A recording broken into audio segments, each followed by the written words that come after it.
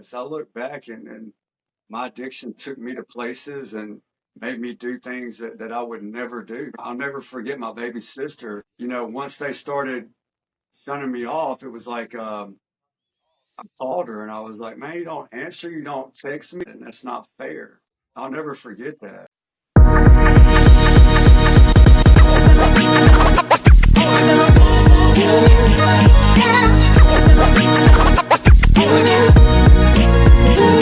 This episode of The Recovery Couch is brought to you by Greg Swartz at Remax Victory and Affiliates. Greg brings heart, hustle, and honesty to every deal. Call Greg at 937-477-8975 today and tell him The Recovery Couch sent you. Hey, what's up, guys? Welcome back to another episode of The Recovery Couch. I'm your host, Brandon Couch, and today I'm with another one of my friends from Shreveport, Louisiana.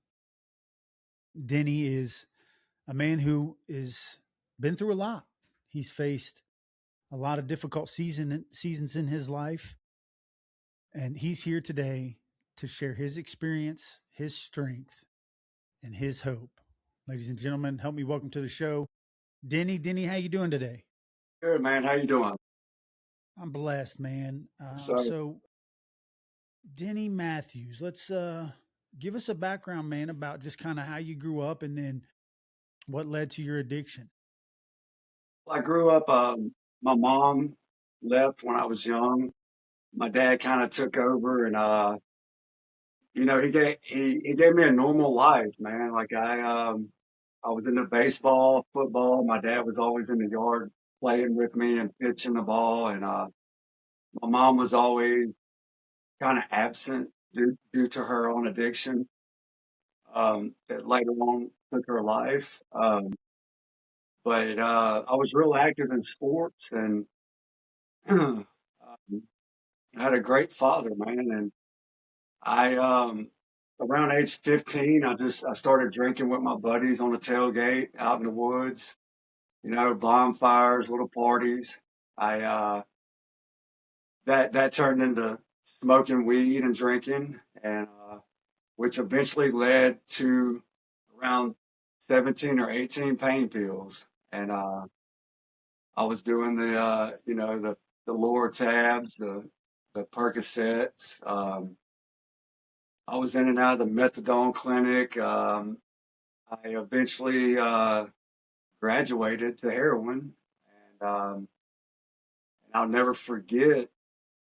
Like the first time I've done it, I was in Boston, Massachusetts, and I was with a female, and I was doing the Oxy 80s at the time, and they were real big back then. And I asked her, I said, let me try a little bit of that. And she said, baby, you don't want to do this. And I conversed her into it. She gave me a little line of it. And all I remember was I looked down and I saw how small it was. And I said, that's disrespectful. I shoot Oxy 80s into my arm. That's not going to do anything to me. She told me to try it, man. I leaned over, a quick sniff, and I instantly lost my voice because I was in such a relaxed, comatose. And I looked up at her and I said, I want to feel like this the rest of my life. And it felt like God was holding me in his arms, just petting me. It was the most amazing feeling I ever felt in my life. And from there on, I didn't stop. I had a good job in the oil field. I made around $20,000 to $30,000 a month. So I had the means to purchase it. I had a good dope dealer. He and we built a relationship where it was, we did a lot of deals just on trust. Like, we did so much buying and selling and trading together that I needed him as much as he needed me. And, so that didn't help because I had the money to get it. And eventually I was overdosing. I was in and out of the hospitals. I could not kick the heroin. And I thought maybe changing locations, people, places, and things. And I was really heartbroken whenever I moved cities and found out there was still heroin there. So that didn't help any. And my dad, he would beg me to go to treatment. He's taking me to treatment, drop me off. I normally would beat him back to the house. I'd be sitting on his couch when he got there. He he was such an innocent bystander through my addiction. I would go visit my mom, and it was just snorting cocaine and drinking beer and partying. My dad, he begged me, and throughout my addiction, I physically, uh, I messed with his health. I gave him a lot of health issues, and I couldn't stop. I didn't realize till I started working the program how much stuff I had in common with the guys from back in the day. Like my dad took me one time for I'd thrown up for 5 or 6 days. I was dehydrated. He took me to the emergency room, and the doctor, my dad was saying, "Do something, help him." And they said, "There's nothing we can do. There's no magic pill to make him quit doing heroin. There's nothing we can do for him." Kind of like in the book. And I definitely placed myself beyond human health. I believed in God, but he was also a question mark. I was always like, if there's a God, why would he put me through this? Um, it wasn't later, till I went and got sober. I realized that God put me through that. I have old saying, I heard it a long time ago. God let me out of hell so I can go back and save people. And I mean, that, let me ask you something real quick, Denny. that's So you say you believe in God, but he's a question mark. But why would God put me through this? You've described to us that you were going into treatment and it was because you were using heroin. But what was it that was so difficult? Because you would describe heroin as a hug from God, the best feeling you ever had. What was the struggle that you were dealing with where you were kind of like, hey, God, man, why would you put me through this? Were you going through withdrawal at this time? Was it the disappointment of you felt like you were letting your dad down? What was it specifically that made you feel like, God, if you're there, why are you putting me through this? feel like because several times I was seeing what I was doing to my dad, my sister, my close friends, not the friends in the dope game, the friends that I grew up with who really cared about me. I saw what I was doing to all of them, and I would legitimately say, like, God, please help me. I knew nothing about a program or working any steps or any of that. I thought like I could just go to him and say, "Will you take this away from me?" And he wouldn't. And you know, yeah, I withdrew so many times. I tried so many times to quit. I was the one that I knew where I was at in my addiction, and I saw what I was doing, and I just could not do anything to control it or stop it. I'd lost sorts and control, and I didn't hate God, but I definitely questioned Him. Like, why did I get on my knees and pray so hard and cry? And why am I seeing my dad sitting up at night waiting on me to come home? Uh, the man worked his entire life, the same job he retired from.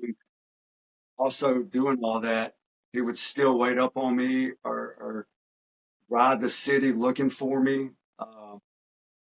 When I was in a hotel room and couldn't breathe, he would show up and get me to a hospital or whatever. And I just didn't understand, like, God, why will you not remove this from me? And, because at that point I was shooting heroin and cocaine. And, I wanted some relief and I wasn't getting. So let me ask this. So you were at a point where you knew that this was turning you into somebody that, was hurting your father. If I had to guess, I don't want to put words in your mouth, correct me if I'm wrong, Denny, but you were becoming unrecognizable to even yourself.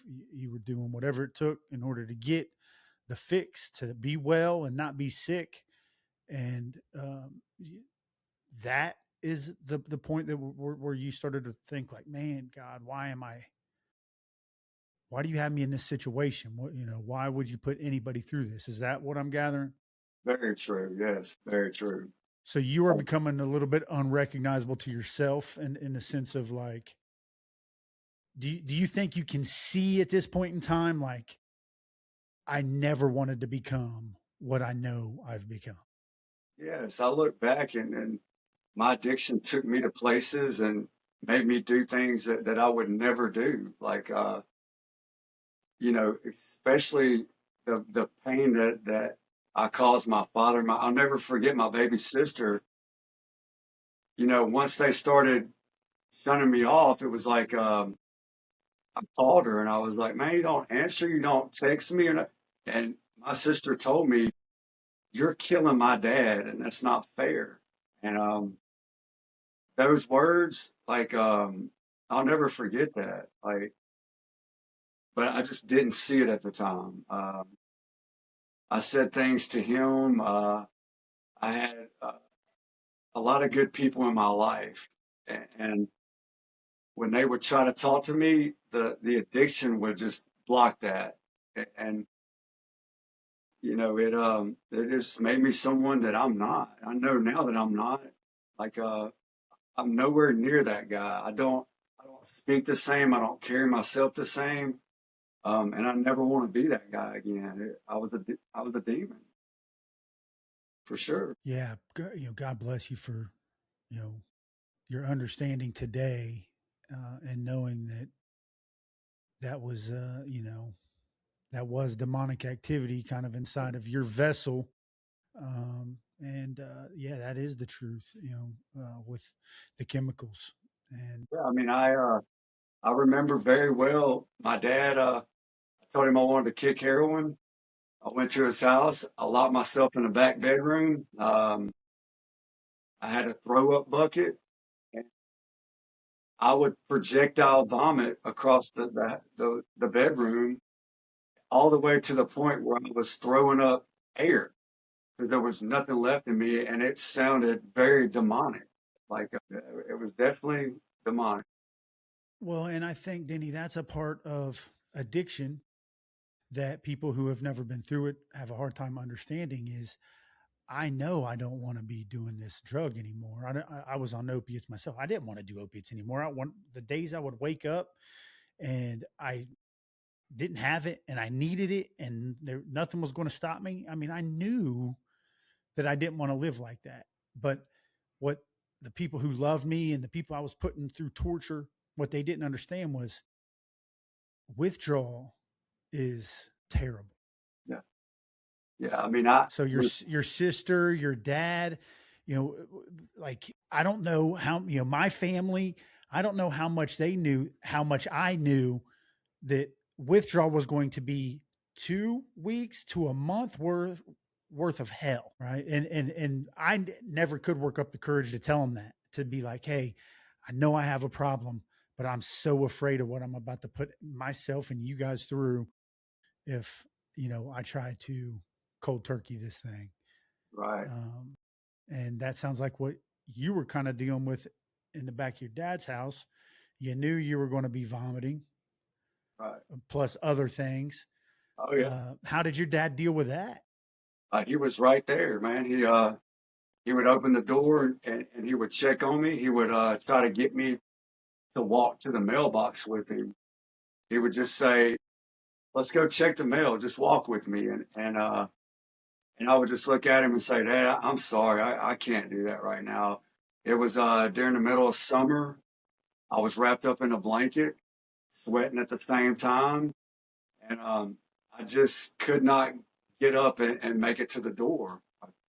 Um, and every day he would come in and just try to like encourage me. He would say, "It's getting better, son. You got one more day. Just get one more day." And I remember looking at him one day and almost in a demonic way, I said, "Well, it can't get no freaking worse, man." Like, I'm throwing up and using a bathroom on myself. Like, it can't get any worse than this. And yeah, it was tough. And through my addiction, especially with my opiates, I started doing meth probably the last 4 years of my addiction. And with the opiates, I refused to put myself in a situation to where I didn't have anything. That was my biggest fear in life. If I got called to go to West Texas for 30 days, you better believe I had 30 days worth of dope to take with me. And if not, I would call him and he would drive to West Texas to make sure I did not get sick. That was the main goal in life, to not get sick, even though I was extremely sick. I just didn't know it. Yeah, yeah. No, I get what you're saying there. What was a 30-day supply for you? Um, well, I would get, I had like this little ritual. Uh, I was a consultant on a rig, so I had my own crew trailer, and I would just get like an ounce of dope and an ounce of coke, and I'd pour it all onto a plate, and I would just mix it all up. And throughout the day, I would walk by and do a line. I'd come back by, do a little line. Um, I was I was overseeing all drilling operations at the time, but I ran out of dope one night, and for 2 or 3 days, I laid in the bathroom in my crew trailer, vomiting and could not move. The rig hands had to come down to check on me, and I'd been laying there for 3 days. And here I am, a respected consultant supervising $1 million operation, and I'm laying in the bathroom on the floor in my underwear in my own, vomit.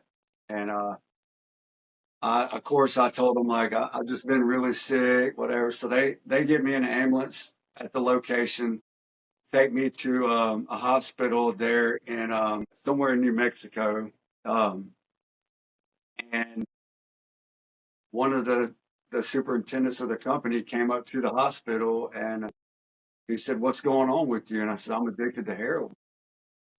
And he said, "Okay, well, they offered to send me to get help.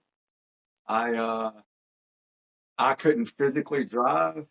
I walked out of the hospital, got a Greyhound bus, left my truck in New Mexico somewhere, and rode a bus back to Baton Rouge, and got me some more heroin, and I was good to go. I went back and got my truck, and of course, I was asked to not come back out on the location. So I went from, like I said, 20, 30,000 a month to once I lost that, um, the relationship with my daughter. I always thought I was father of the year just because I would snap a couple pictures with her and make it look really good for Facebook and stuff. And the truth is, I was so my relationship with heroin meant more than my relationship with her, my father, or my real friends. And she started seeing that. She backed way off like everyone else. And you know, um, I finally went into the Subutex doing the Suboxone and all that. I did that for about 2 years, and which got me away from the heroin.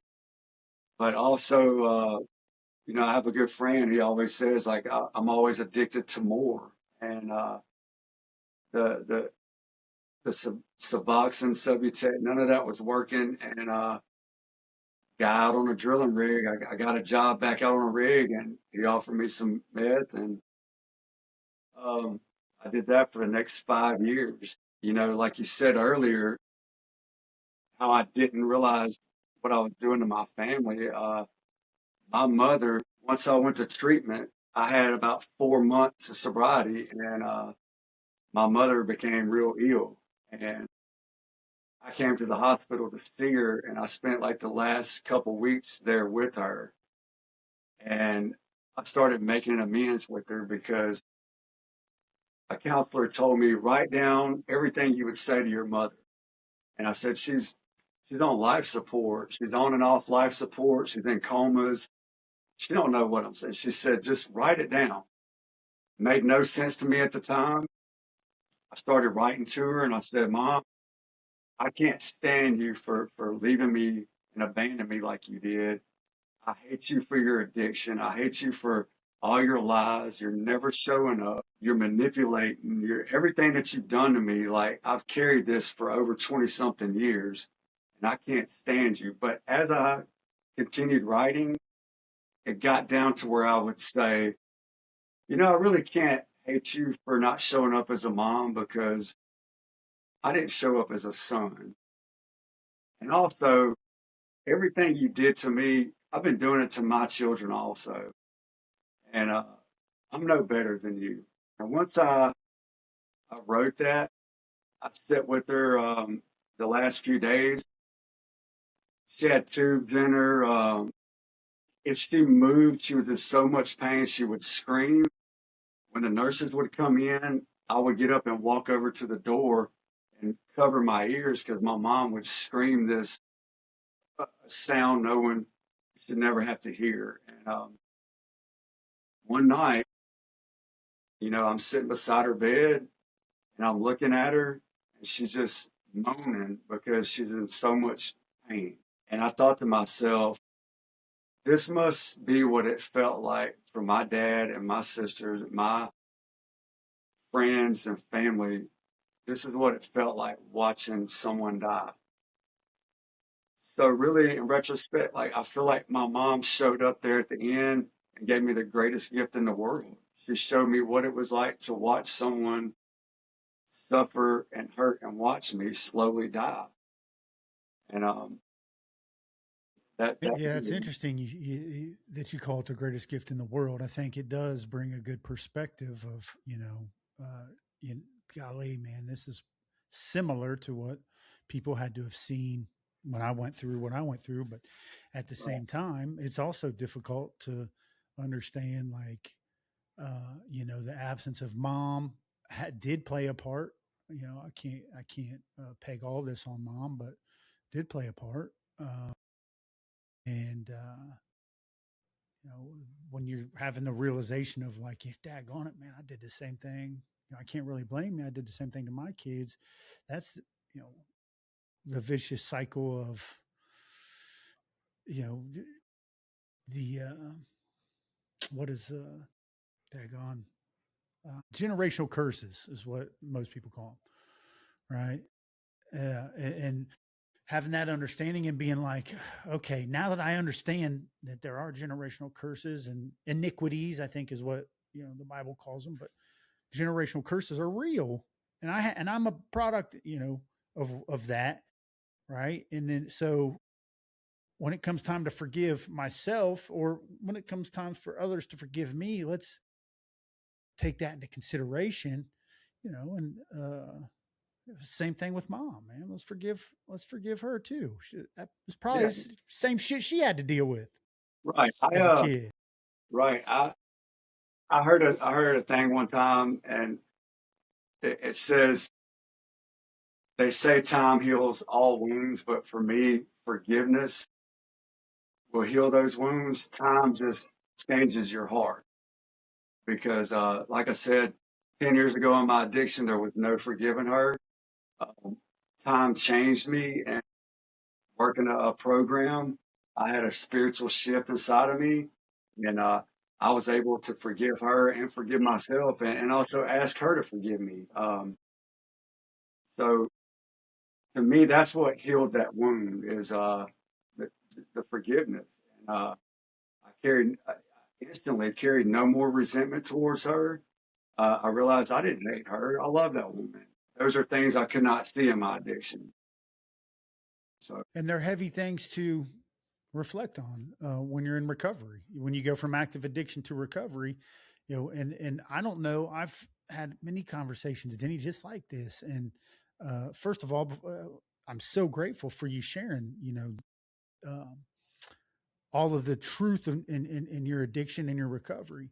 But it seems like, and I know it's true in my life, sometimes I get in this cycle of thinking like, but I was absent for years in my child's life. And, and then I'm connecting the dots again on the fact, well, yeah, I mean, it makes sense because there was an absence of a parent in my life. And it can become a vicious cycle of reflection, right? When the truth is, like, some people aren't going to see or even care about the fact that this has been generationally, like, passed down from generation to generation in my family tree.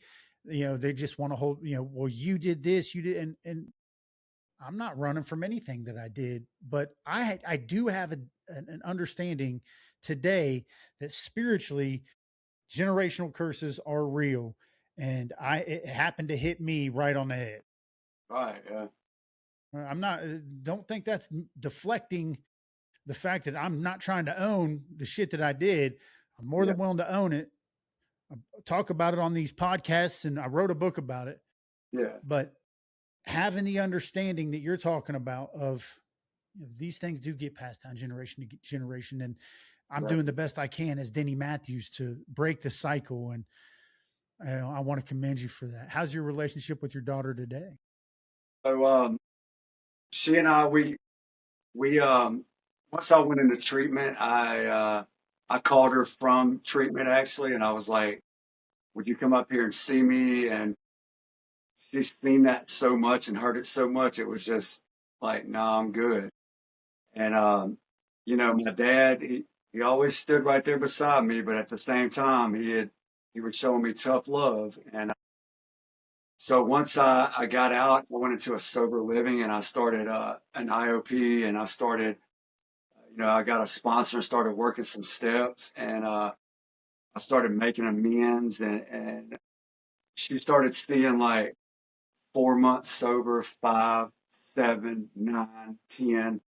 And all of a sudden, the question mark that I had about God, you know, I did these steps and I had my spiritual awakening, and it was amazing. There was definitely not a question mark anymore, because all the things that started getting restored into my life, it was something greater than me. And, she and I started going, we have a little thing, we go eat once a week. She just recently moved to Miami. So, but our relationship, we started repairing it, sitting down and just talking. We had a thing where we would talk 3 minutes a day, 3 times a week, and it could just be about bullshit, just anything, as long as we put that time in. And we were slowly repairing our relationship. I heard a guy the other day at a meeting say that he had met so many friends through the fellowship, and that's great. But to me, like, the greatest thing that's happened is I'm having friends from my past that I grew up with. They all got married and went the right direction. I stayed to the left. I would call them and ask them, like, "Hey man, can I come over and see?" "No, my wife don't want you here." "No, we have kids here." "No, you showed your ass last time." And I have them reaching out now, wanting to, come get together this weekend and barbecue. Come over. I want you to meet my daughter. You've never met her. And just just getting those things repaired and fixed, it's like, man, that is amazing. Like, it means so much to me to get the old real people back into my life. Me and my dad, we have good conversations. We talk a lot. So that God went from a question mark to he's really there, man, because he's working in me. And I talked to my buddy this morning, wanted me to come over to his house and play drums with him. I couldn't because I had to go get a haircut and stuff. Anyway, um, it was just awesome to talk to him and say, "All right, man, well, let's get together." And I was like, "Yeah, I mean, it means more than anything in the world to me, because I was banned and I was barred and I was kicked out, and I was told not to come around. And for those doors to open back up, that's God working in me." That's awesome, Denny. Last question, man. So let's say there's somebody who's going through something similar to what you went through, man. They have a really good job, a job where they can afford to splurge on their habit, and they eventually get to the point where they're so sick and so far removed from their dealer that they're laying on the floor at their work, to the point an ambulance comes and has to take them off. And they have to admit finally for the first time, like, I'm addicted to heroin, and they lose this surplus of money and end up in treatment. Their children don't want to speak to them, don't believe them. They have a rocky relationship with their folks. What type of encouragement would you give that person? I would tell them, I wish someone came up to me years ago, and told me, you know, if you just surrender and you work these few steps, you can kick this shit and you can live happy, joyous, and free. No one ever told me that. I thought I was just a lifer, and I was okay with that. And so what I would tell them is if you go get treatment and you get help and you trust in your higher power and you get you I believe get you a sponsor, and you know, you don't want to take a journey with someone who's never got off the front porch. I want someone who's been through there and experienced the same thing. And if you just simply work a few steps, it's not hard. Sanity will be restored, and you can come and go as you please. And so easy to do. You just have to surrender, and God will start restoring all these things back into your life. He really does. I never would have believed it. Um, I didn't believe in none of the treatment or steps. I didn't believe in none of that. I thought it was all cult like, and it was just weird to me. But it's became my way of life, and I can't even. I mean, if I'm not in meetings or around my fellowship, I feel weird. Like that's my safe place now. So it's not impossible. A lot of guys where I work in a treatment center, and one of their things is, they've lost their kids. I want my kids back, and they feel like they've lost them, and they haven't. Once they see you putting in the work, and they see that spiritual change inside of you, they're naturally gonna want to be a part of it. Amen. Yeah, I love that. Great answer, Denny. Well, I just want to say thank you so much, man, for coming on here and sharing such an unbelievable testimony. You've been through a lot, brother, and I'm sure this is going to help more people than you're ever going to realize. I hope so, man. Thank you for having me. My pleasure, man. And want to remind everybody else, go check out the website, brandoncouch.com, grab a copy of the book, and remember that you always have a seat right here on the recovery couch. Stay with me, Denny.